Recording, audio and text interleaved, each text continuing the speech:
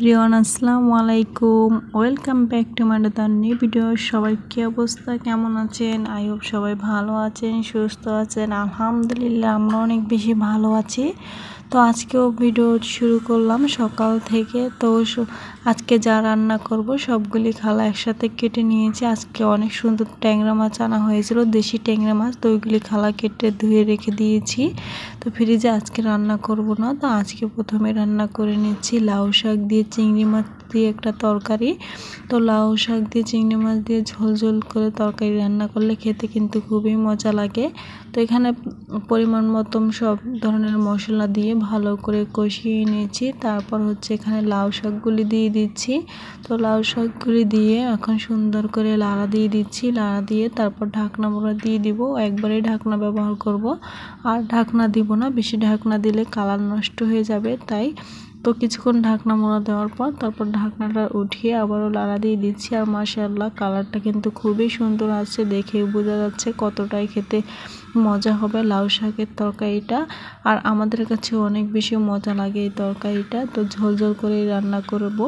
তো পরিমাণ মতো আমি একটু পানি দিয়েছি ডাঁটাগুলি সিদ্ধ হওয়ার জন্য। আর অপর পাশে চুলা হচ্ছে মাছ ফ্রাই করে নিচ্ছি।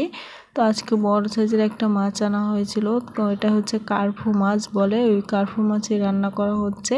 তো কার্ফু মাছটাকে এখানে হালকা করে ফ্রাই করে নিচ্ছি লবণ হলুদ মেখে নেওয়ার পরে। তারপর মাছ রান্না করার জন্য এখানে কড়াই বসিয়ে দিয়েছি। কড়াইয়ের মধ্যে পরিমাণ মতন পেঁয়াজ কাঁচামরিচ তেল দিয়ে তারপর একটু ভেজে নিয়েছি। এখন দিয়েছি আদা রসুন বাটা পরিমাণ মতন লবণ দিয়ে পানি দিয়ে দিচ্ছি। পানিটা দেওয়ার পর তারপর হচ্ছে হলুদের গুঁড়ো জিরার গুঁড়ো তারপর হচ্ছে মরিচের গুঁড়ো দিয়ে ভালো করে মশলাটাকে কষিয়ে নিচ্ছি। তো যারা আমার ভিডিওর সাথে আছেন এখনও একটা লাইক দিতে ভুলে গিয়েছেন, প্লিজ লাইক দিয়ে দিবেন। আপনাদের একটা লাইক আমার ভিডিওটা অন্যদের মাঝে পৌঁছে দিতে সাহায্য করে, আর আমার নতুন নতুন ভিডিও বানানোর উৎসাহ জাগায়। যারা আমার চ্যানেলে আজ নতুন ভিজিট করেছেন তাদের কাছে যদি একটু আমার ভিডিও কোনো অংশ ভালো লাগে থাকে, চাইলে আমার চ্যানেলটা সাবস্ক্রাইব করে আমার পাশে থেকে যেতে পারেন। তো এরই মধ্যে কিন্তু মাছ তরকারিটা মোটামুটি হয়ে আছে। তো ঢাকা মোড়া দিয়ে দিচ্ছি। এখন ধনেপাতা দিয়েই মাছ তরকারিটা হয়ে যাবে। আর এর দিকে হচ্ছে ইন্ডাকশন চুলায় সজনে ডাঁটা দিয়ে আর হচ্ছে চালতা দিয়ে আজকে একটা ডাল রান্না করছি। সজনে ডাঁটা দিয়ে সাথে টক দিয়ে ডাল রান্না করলে খেতে কিন্তু খুবই মজা লাগে।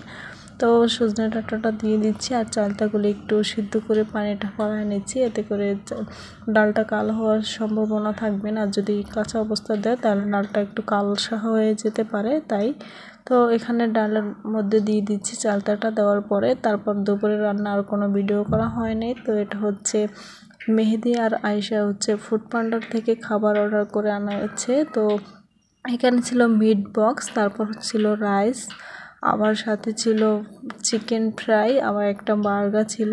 তো ওদের জন্য আজকে রান্না হয়নি, ওরা যেহেতু মুরগি ছাড়া অন্য কিছু খায় না, তাই ওদের ফুড পান্ডার থেকে আজকে খাবার অর্ডার করে খেলো। তো মিট বক্সগুলি খেতে খুবই মজা হয়েছিল, আর এই প্রত্যেকটা খাবারই অনেক মজা হয়েছিল। তো মাঝে মাঝে মেহেদি ওরকম ফুড পান্ডার থেকে খাবার অর্ডার করে এনে খেয়ে থাকে। সবসময় খাবারগুলি অনেক বেশি মজা হয়ে থাকে। তো এখানে চিকেনগুলি বের করে নিচ্ছি। আর এই যে এই রাইসটা খেতে কিন্তু খুবই মজা হয়েছিল। আর এই যে মিট বক্স, তো এখন ওরা এগুলি খেয়ে নিব। তো আজকের ভিডিওটা দেখে কেমন লাগছে অবশ্যই কমেন্ট করে জানাবেন। আজকের ভিডিওটা এখানেই বিদায় নিয়ে নিচ্ছি। আল্লাহ হাফেজ।